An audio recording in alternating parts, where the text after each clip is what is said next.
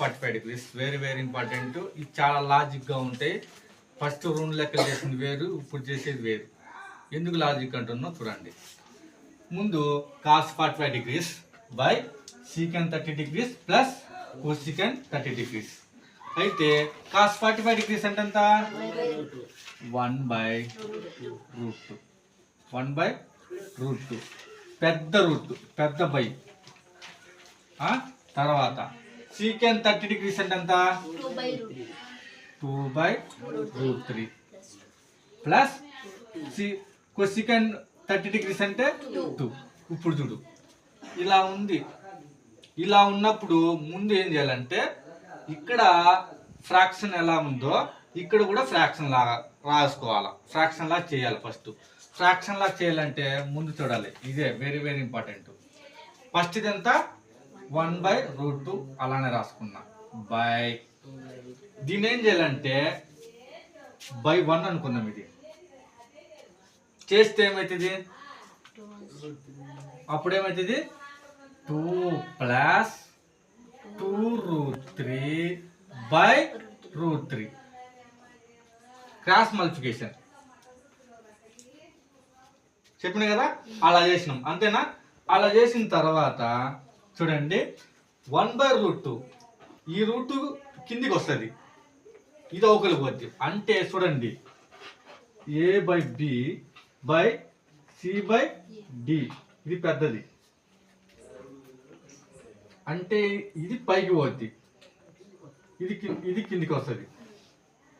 అర్థమైందా? ఇది అప్పుడు ఏమవుతుంది? AD/BC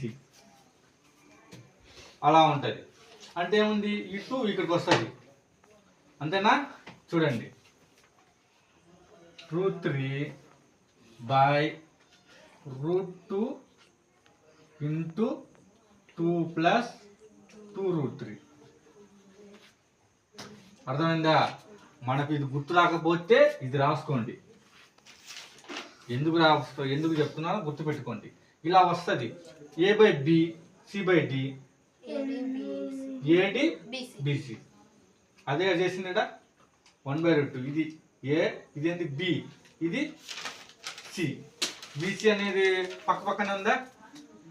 అట్ట రాసుకున్నాం.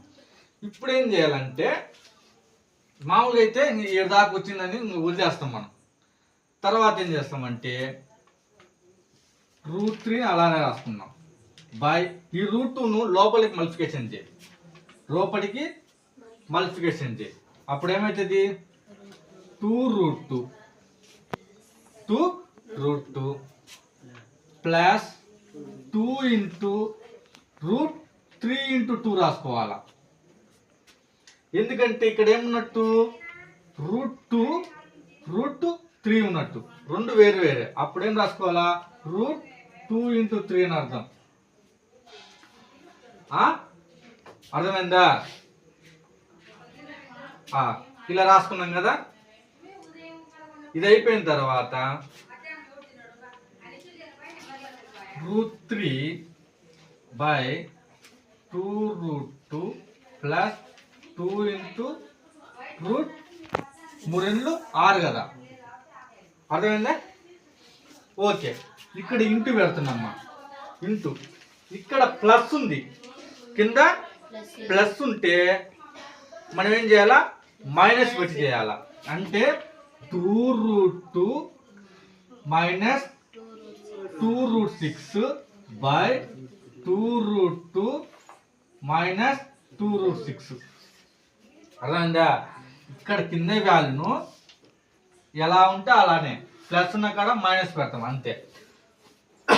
ఇప్పుడు చూడండి ఇదంతా సేమ్. √3 ఇంటూ 2√2 మైనస్ 2√6 అలానే రాసుకున్నా. పైది మొత్తం అలానే రాసిన ఇంటూ పెట్టి. బై చూడండి ఇది ఏ అనుకుందాం, ఇది బి. అంటే a+b a-b అంటే a+b a-b ఫార్ములా ఉంది. అప్పుడు ఏమైతుంది? a² - b². అర్థమైందా? అప్పుడు ఏమైతుంది? 2√2² మైనస్ 2√6² అర్థమైందా? ఇప్పుడు చూడండి √3 2√2 మైనస్ 2√6 మనం అలానే రాసినామయ్యా బై ఇప్పుడు ఈ స్క్వేర్ అనేది దీనికి వస్తుంది 4 ఈ రూట్ పోద్ది అంటే ఇలా ఉంది కదా 2√2 హోల్ స్క్వేర్ కదా ఈ 2 దీనికి వస్తుంది కదా అప్పుడు ఏమైంది ఈ దీనికి దీనికి క్యాన్సిల్ అయిపోతుంది ఇది ఏమైంది 4 అవుతుంది 4 × 2 అంతా 8 అంటే ఇది 8 అయింది మైనస్ ఇదేమవుతుంది ఇది 6 అవుతుంది ఇది 4 నాలుగాళ్ళు అంతా 24 అంటే ఏంటి √3 2√2 మైనస్ 2√6 బై ఎంత అవుతుంది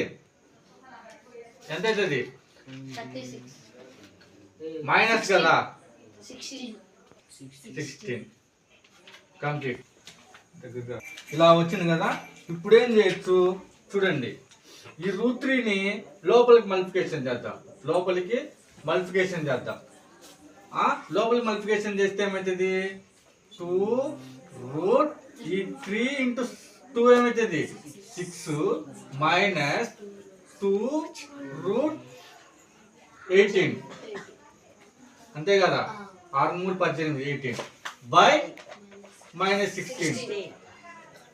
-16 కదా అయితే ఇప్పుడు ఈ అన్నిటిలో నుంచి ఏ కామన్ ఉంది 2 కామన్ ఉంది 2 కామన్ తీస్తే 2 కామన్ తీస్తాం అదే విధంగా మైనస్ కామన్ తీస్తున్నాం -2 కామన్ తీస్తున్నా -2 కామన్ తీస్తే మైనస్ ఉన్నదేమో ప్లస్ అది ప్లస్ ఉన్నది మైనస్ అయిపోద్ది అప్పుడు √18 మైనస్ √6 బై -16 ఈ 2 కు ఈ 8 ఈ మైనస్ కు మైనస్ క్యాన్సిల్ అయిపోతే ఇంకేముంది √18 మైనస్ √6 బై 8